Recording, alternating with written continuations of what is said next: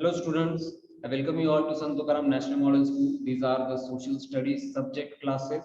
You can watch online. For that, please subscribe our channel. So, in previous sessions, we have learned about the Himalayan rivers and peninsular rivers. That is, the rivers of our India gets categorized into two parts or two categories. That is, the Himalayan rivers and peninsular rivers. After that, we have also seen the main difference, or we also seen the difference between the perennial rivers and non-perennial rivers, or why the Himalayan rivers are called as perennial rivers and why the peninsular rivers are called as non-perennial rivers.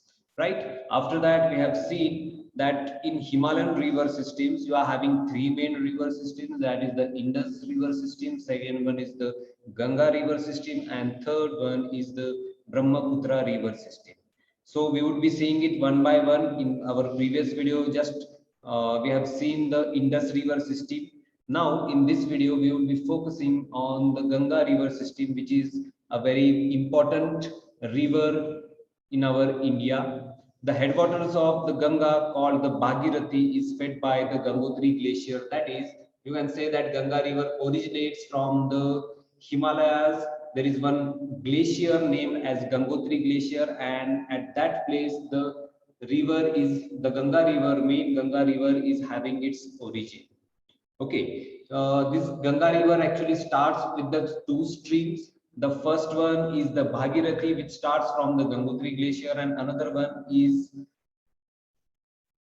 the Alaknanda. Sorry, the another one is the Alaknanda, which starts from little east direction of the Gangotri glacier, and these two, Bhagirathi and Alaknanda rivers, they come and meet at Devprayag in the Uttarakhand state, and after that, that combined river is called as the Ganga river.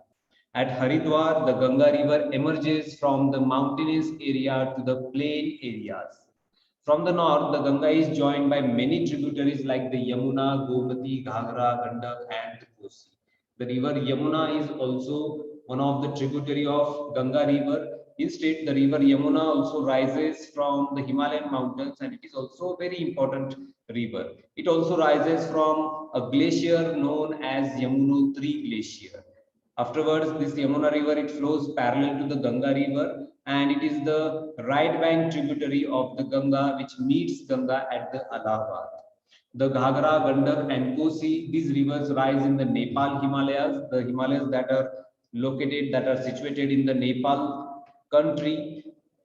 These Ghagra, Gandak, Kosi come from there. These rivers actually they flood the parts of northern plains every year, and due to that they cause a widespread havoc. But also they do one very good thing, that they enrich the soil for extensive agricultural lands of the northern plains. The main tributaries coming from the peninsular uplands are the Chambal, Betwa, and Son. These are actually called the right bank tributaries of Yamuna river as well as this Ganga river. You can see here in the map the Ganga river, it is marked with a dark blue color, and the tributaries of Ganga river, these are marked by light blue colors. You can see this map. Yes, let's see it Ganga river in detail again. They have shorter courses and do not carry much water. That is the tributaries of the Ganga. Ganga is enriched with the waters from its right and left bank tributaries. Just now we have seen that the rivers which are coming from the north side of main river, these are called as the left bank tributaries, and the rivers or the tributaries which are coming and joining the main Ganga river from the right side or from the south India, these rivers are called as the right bank tributaries. It flows eastwards till Farakka in the West Bengal region, and this is the northernmost point of the Ganga Delta. As I have already told you that Sundarban Delta is made by the Ganga rivers and the Brahmaputra rivers. So this Farakka region is the northernmost point of that Sundarban Delta.